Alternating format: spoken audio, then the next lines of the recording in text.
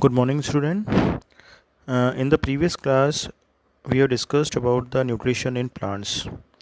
Now, when we talk about class 7, second chapter, it is nutrition in animals. Okay, and when we talk about nutrition in animals, it includes the various topics.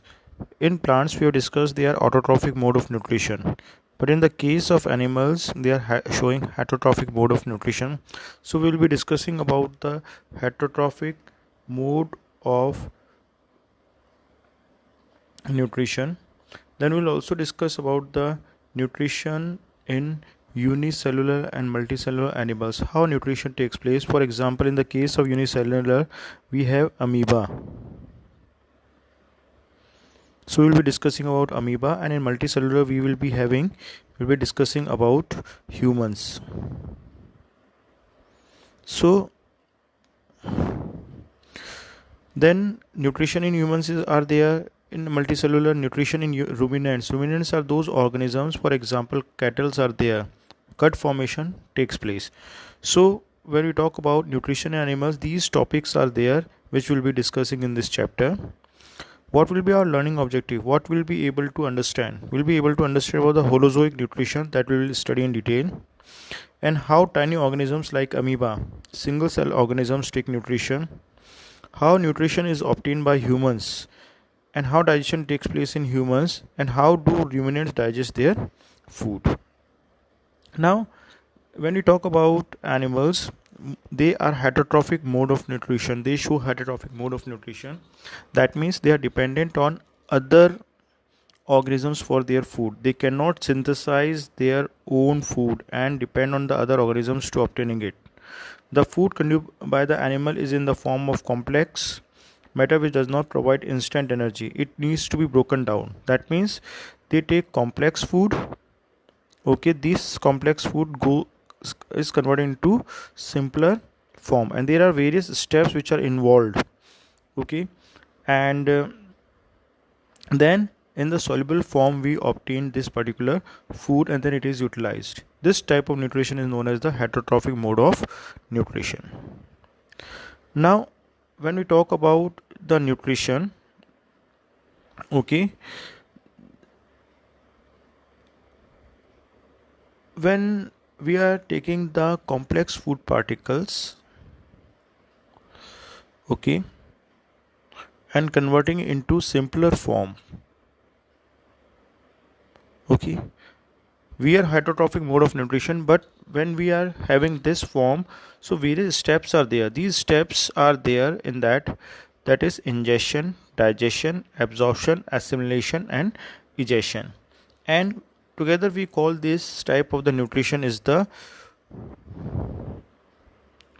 holozoic mode of nutrition. Okay, holozoic mode of nutrition. That means ingestion, digestion, absorption, assimilation, and egestion takes place. Now, one by one, we will discuss about all the steps which are there in the holozoic mode of nutrition.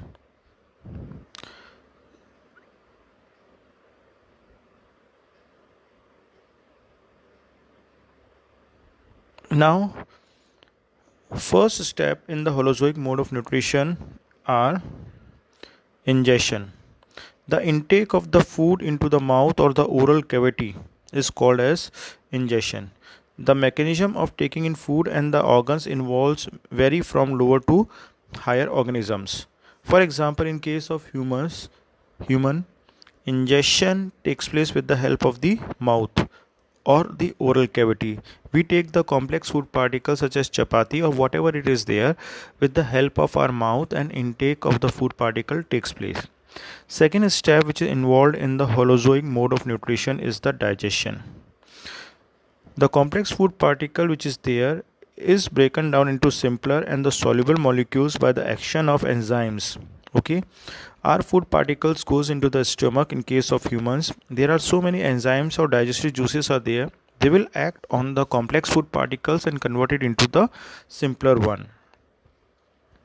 Now, so many enzymes are there which takes place in the process of digestion, and so many glands. Glands are the secretive parts in the body which secretes the different types of the enzymes.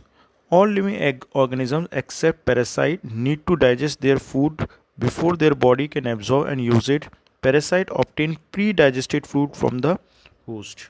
That means uh, parasite, if we talk about in case of animal, mosquito is there. The food particle is already being consist of the good amount of the simpler form of the soluble things, so partial pre-digested food form is there, and that is being taken easily with the by the mosquito, and then they enjoy the food. Digestion in the lower animals like amoeba, paramecium, they are the single cell organism, okay, having only one cell. So this particular single cell do all the life processes.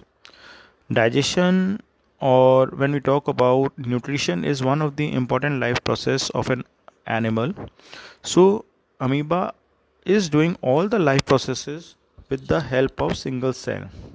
Okay, the food particle ingested directly into the cell and are broken down chemically with the help of the enzymes.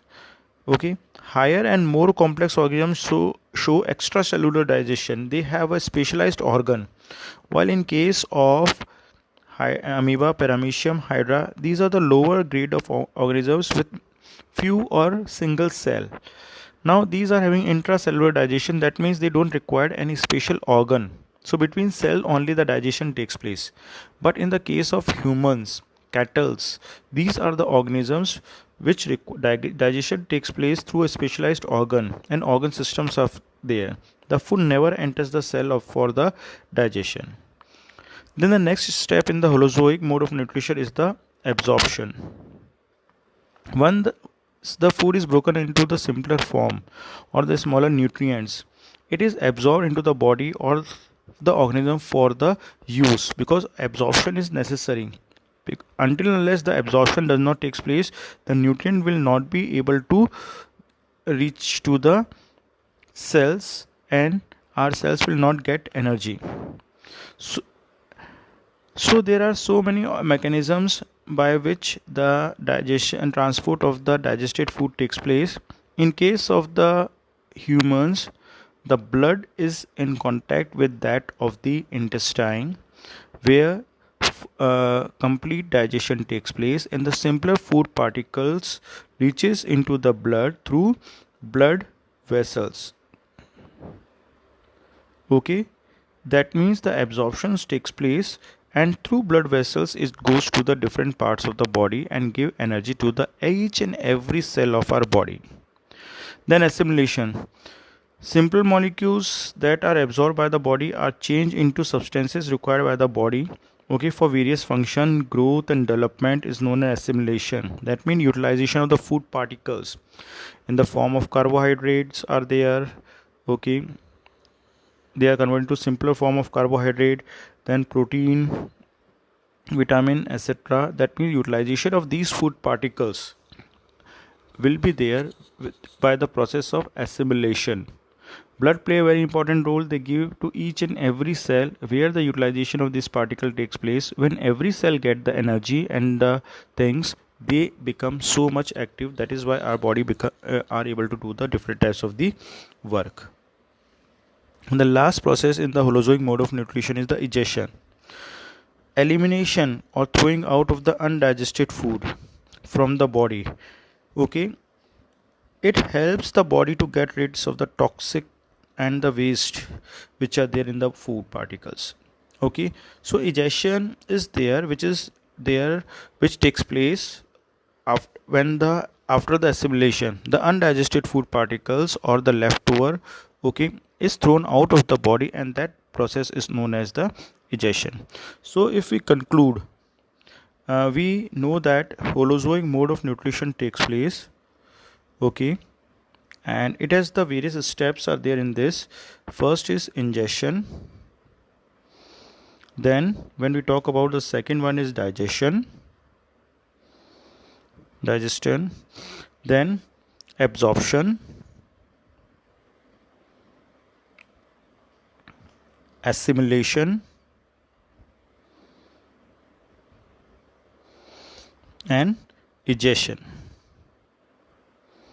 Okay, so one by one we'll be discussing all these steps in the case of amoeba, humans,